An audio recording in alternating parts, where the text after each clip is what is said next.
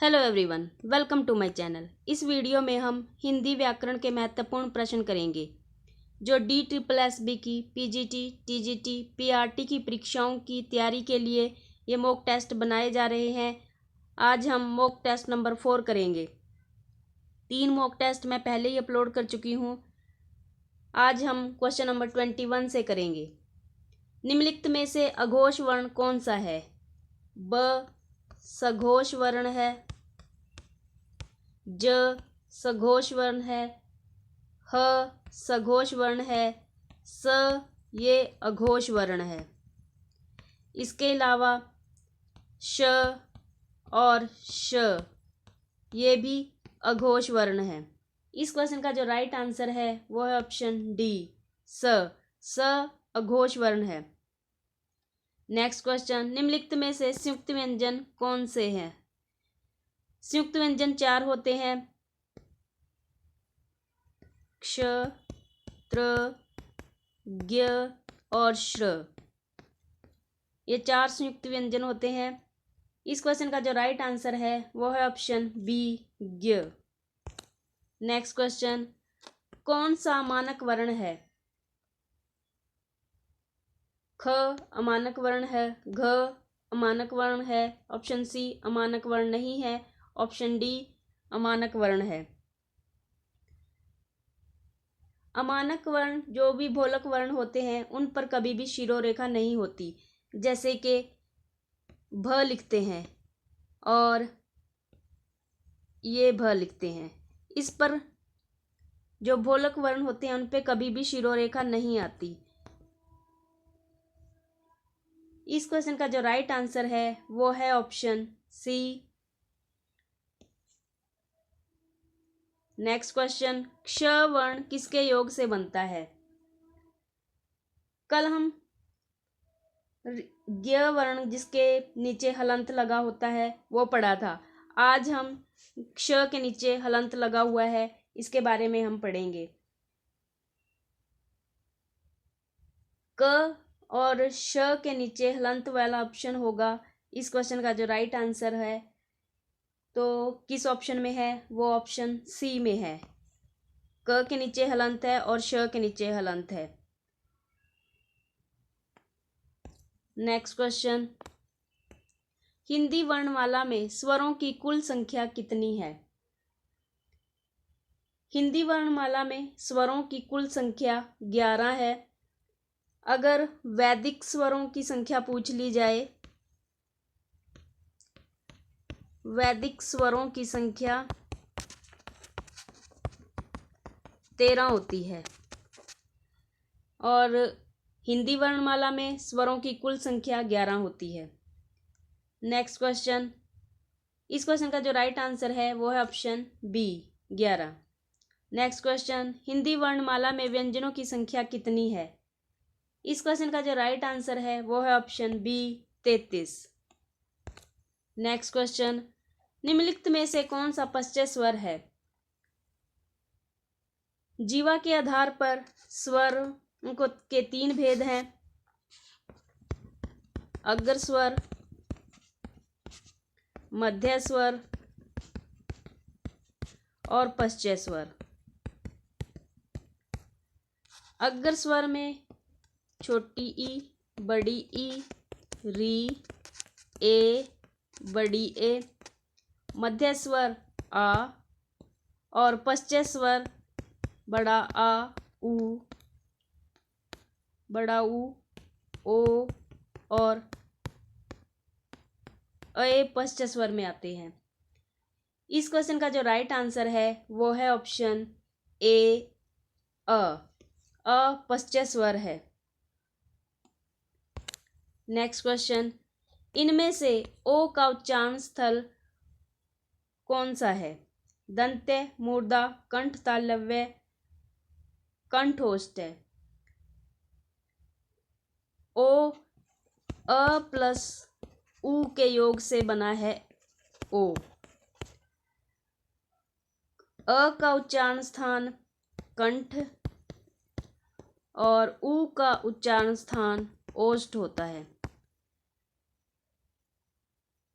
तो कंठ और ओष्ठ के जो योग से बनता है वो ओ बनता है और उसका उच्चारण स्थान कंठोष्ठ होता है। इस क्वेश्चन का जो राइट आंसर है वो है ऑप्शन डी, कंठोष्ठ। नेक्स्ट क्वेश्चन, क, ग, ज, फ ध्वनियाँ किसकी हैं? क के नीचे नुक्ता लगा है, ग के आगे भी नुक्ता लगा है। जिन वर्णों के आगे नुक्ता लगा हो उन्हें अरबी फारसी की ध्वनियाँ कहते हैं। कल की क्लास में मैंने बताया था कि वर्ण के साथ बिंदी 4 तरह से लगाई जाती है, ऊपर, नीचे, आगे, पीछे। जो बिंदी वर्ण के ऊपर लगती है उसे क्या कहते हैं? जो बिंदी वर्ण के नीचे लगती है उसे क्या कहते हैं? जो बिंदी वर्ण के आगे लगती है, पीछे लगती है, उसे क्या कहते हैं? ये कल की वीडियो में मैंने अच्छे से बताया है। वर्ण के ऊपर जे इस प्रकार ये बिंदियाँ इन्हें क्या कहते हैं, इसको क्या कहते हैं, इसे क्या कहते हैं, ये मैंने कल अच्छे से समझाया है। इस क्वेश्चन का जो राइट आंसर है वो है ऑप्शन बी, अरबी फारसी। ये बात इस बिंदी की हो रही है तो इसे क्या कहते हैं? ये ध्वनियाँ किसकी हैं? ये अरबी फारसी की ध्वनियाँ हैं ये। नेक्स्ट क्वेश्चन, तालव्य व्यंजन है। तालव्य व्यंजन जो ध्वनियाँ तालु से बोली जाती हैं उन्हें तालव्य व्यंजन कहते हैं और ये च वर्ग की ध्वनियाँ होती हैं। तो च वर्ग की ध्वनियाँ हैं ऑप्शन बी में च, छ, ज, झ, ये तालव्य व्यंजन है। इस क्वेश्चन का जो राइट आंसर है वो है ऑप्शन बी, तालव्य व्यंजन च, छ, ज, झ है। नेक्स्ट क्वेश्चन, स्वरों के उच्चारण में लगने वाले समय को कहते हैं। ये मैंने कल भी बताया था कि स्वरों के उच्चारण में जो समय लगता है उसे मात्रा कहते हैं। इस क्वेश्चन का जो राइट आंसर है वो है ऑप्शन ए, मात्रा। नेक्स्ट क्वेश्चन, सही कथन चुनिए। य और व ध्वनियाँ अर्धस्वर कहलाती हैं। ये सही है। य, र, ल, व। जो य और व से को अर्धस्वर कहते हैं, र को प्रकंपित कहते हैं और इसे लुंठित भी कहते हैं।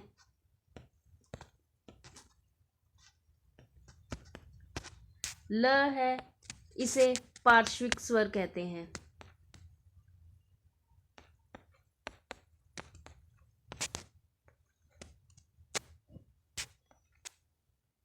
य और व को अर्धस्वर, र को प्रकंपित या लुंठित स्वर, ल को पार्श्विक स्वर कहते हैं। य और व अर्धस्वर ध्वनियाँ हैं, ये सही है। व्यंजन का उच्चारण बिना स्वर की सहायता से हो सकता है, ये गलत है, क्योंकि व्यंजन का उच्चारण बिना स्वर की सहायता से हो ही नहीं सकता। नेक्स्ट ऑप्शन सी, अवधेश का विग्रह अव प्लस धेस होता है, यह गलत है। हिंदी में व्यंजनों की संख्या 60 होती है, ये भी गलत है। इस क्वेश्चन का जो राइट आंसर है वो है ऑप्शन ए, य और व ध्वनियाँ अर्धस्वर कहलाती हैं। नेक्स्ट क्वेश्चन, कामता प्रसाद गुरु ने बाह्य प्रयत्न के अनुसार व्यंजनों के कितने भेद माने हैं? कामता प्रसाद गुरु ने बाह्य प्रयत्नों के अनुसार व्यंजन के 2 भेद माने हैं। वो 2 भेद कौन कौन से हैं? पहला है अल्प प्राण और दूसरा है महाप्राण। इस क्वेश्चन का जो राइट आंसर है वो है ऑप्शन डी, 2। नेक्स्ट क्वेश्चन, निम्नलिखित में कंठ्य ध्वनियाँ कौन सी हैं?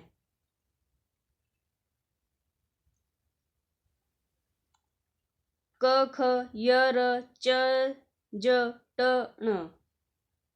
इस क्वेश्चन का जो राइट आंसर है वो है ऑप्शन ए, क, ख। ये कंठ्य ध्वनियाँ हैं और ये क वर्ग की ध्वनियाँ हैं। नेक्स्ट क्वेश्चन, हिंदी की मूर्धन्य ध्वनियाँ हैं। च, छ, झ, झ ये तालव्य ध्वनियाँ हैं। ट, ठ, ड, ढ ये मूर्धन्य ध्वनियाँ हैं। प, फ, भ, भ ये ओष्ठ्य ध्वनियाँ हैं। त, थ, द, ध ये दंत्य ध्वनियाँ हैं। इस क्वेश्चन का जो राइट आंसर है वो है ऑप्शन बी। ट, ठ, ड, ढ ये मूर्धन्य ध्वनियाँ हैं। नेक्स्ट क्वेश्चन, उच्चारण की दृष्टि से वह ध्वनि है दंत्य, दंतोष्ठ, कंठ तालव्य, तालव्य। इस क्वेश्चन का जो राइट आंसर है वो है ऑप्शन बी दंत्योष्ठ। वह ध्वनि दंत्योष्ठ है। नेक्स्ट क्वेश्चन, ड, ढ ध्वनियाँ के विषय में कौन सा कथन शुद्ध है? ये तालव्य ध्वनियाँ हैं, ये गलत है। ये मूर्धन्य ध्वनियाँ हैं, सही है। ये मूर्धन्य उत्क्षिप्त ध्वनियाँ हैं, सही है। इनका प्रयोग शब्द के आरंभ, मध्य तथा अंत में सतत किया जाता है, गलत है। दोनों महाप्राण हैं, गलत है। इस क्वेश्चन का जो राइट आंसर है वो है ऑप्शन बी। ये मूर्धन्य उत्क्षिप्त ध्वनियाँ हैं, ड और ढ। नेक्स्ट क्वेश्चन, हिंदी के अग्र अवृत्ताकार संवृत स्वर ध्वनि है अ, ई, आ, ए। इस प्रश्न में पूछा गया है कि अ, ई, आ, ए इनमें से कौन सी ऐसी ध्वनि है जो अग्र स्वर भी है, अवृत्ताकार भी है, संवृत स्वर भी है। देखिए, जीवा के आधार पर स्वर के 3 भेद होते हैं, अग्र स्वर, मध्य स्वर और पश्चय स्वर। ये अग्र स्वर, मध्य स्वर, पश्चय स्वर कौन कौन से हैं ये हम पिछले क्वेश्चन में डिस्कस कर चुके हैं। अ है, ये नहीं होगा क्योंकि अ तो मध्य स्वर है। बी, ई, ऑप्शन बी ई अवृत्ताकार है, नहीं। हाँ, ये अवृत्ताकार है। आ ये नहीं होगा क्योंकि ये तो पश्चय स्वर है, आ पश्चय स्वर है। ए ये भी नहीं होगा। इस क्वेश्चन का जो राइट आंसर है वो है ऑप्शन ई, सॉरी बी। ई जो है वो अग्र स्वर है, अवृत्ताकार है और संवृत स्वर है। ये तीनों ही ई है।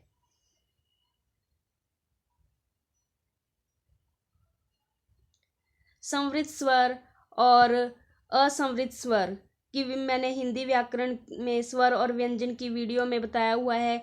अगर संवृत स्वर और असंवृत स्वर के बारे में आप जानना चाहते हैं तो आप वीडियो को, स्वर और व्यंजन की वीडियो को अवश्य देखिए, आपको अच्छे से क्लियर हो जाएंगे। नेक्स्ट क्वेश्चन, निम्नलिखित सूचियों को सुमेलित कीजिए।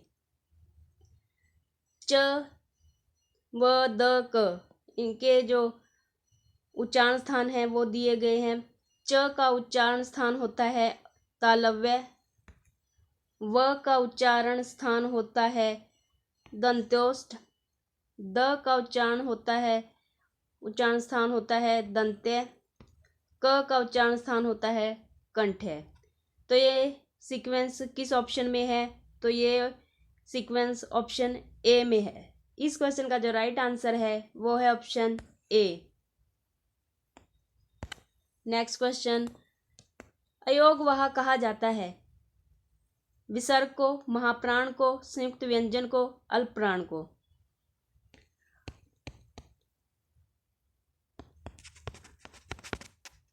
इन्हें अयोगवाह कहते हैं। इसमें जो अ अंग है उसमें उसको अनुस्वार कहते हैं और इसे विसर्ग कहते हैं। .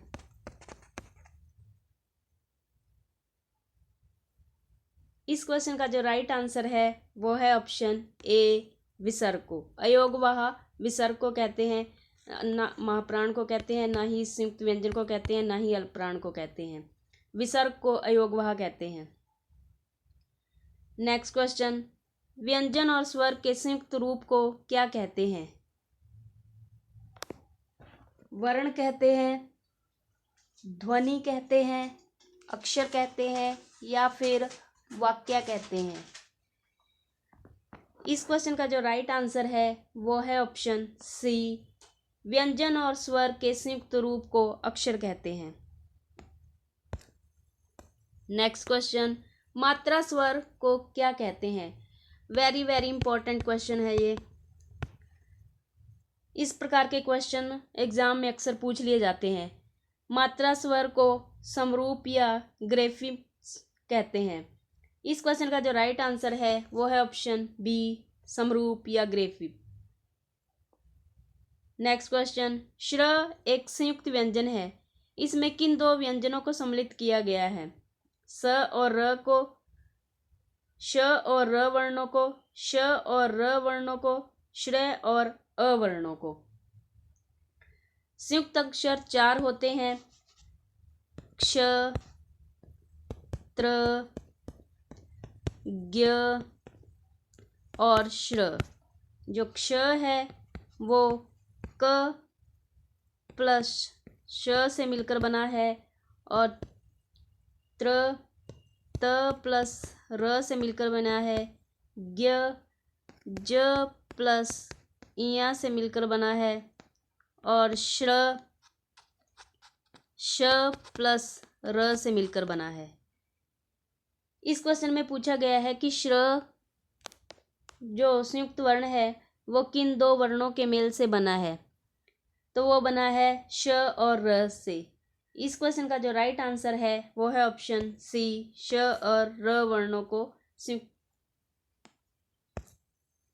नेक्स्ट क्वेश्चन, इनमें से कौन सी ध्वनि संयुक्त व्यंजन है? कल भी मैंने ये बताया था कि जब भी एक आधा वर्ण हो उसके साथ पूरा वर्ण हो लेकिन ध्वनियाँ अलग अलग हो तो वो संयुक्त व्यंजन होता है। और जब एक वर्ण आधा वर्ण जब एक वर्ण के साथ आधा वर्ण और पूरा वर्ण हो लेकिन दोनों ध्वनियाँ अलग अलग हों, समान हो, तो वहाँ पर द्विगुण व्यंजन होता है। जैसे इस ऑप्शन में देखते हैं, ऑप्शन ए में क य, इसमें एक आधा है और दूसरा पूरा है, क आधा है और य पूरा है, तो ये ध्वनियाँ इनकी दोनों की अलग अलग हैं। और ऑप्शन बी में च ये और आधा च और पूरा च देखते हैं, लेकिन इनकी ध्वनियाँ समान है, तो ये द्विगुण व्यंजन है। इस क्वेश्चन का जो राइट आंसर है वो है ऑप्शन ए, क्या ये संयुक्त व्यंजन है, क्योंकि इसमें एक वर्ण आधा है और दूसरा पूरा है लेकिन ध्वनियाँ अलग अलग हैं, तो ये संयुक्त व्यंजन है। अगर ध्वनियाँ समान होती हैं तो वो द्विगुण व्यंजन होता है। संयुक्त व्यंजन और इसमें द्विगुण व्यंजन में अक्सर गलती होने की संभावना बहुत ज़्यादा होती है। इस प्रश्न को ध्यान से देखिए कि संयुक्त व्यंजन कौन सा होता है और जो द्विगुण व्यंजन है वो कौन सा है।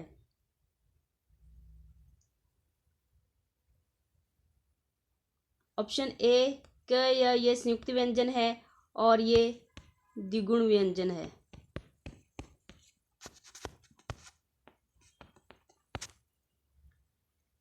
च क्योंकि इनकी ध्वनियाँ समान है और क की ध्वनियाँ अलग हैं।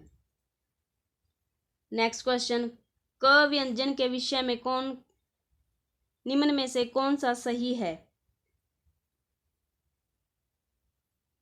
सबसे पहले देखते हैं कि क है जो ये क वर्ग का पहला अक्षर है, तो ये अल्प प्राण है, सही है। तो ये महाप्राण तो ये कट गया, तो अल्प प्राण तो है, ये सही है। उसके बाद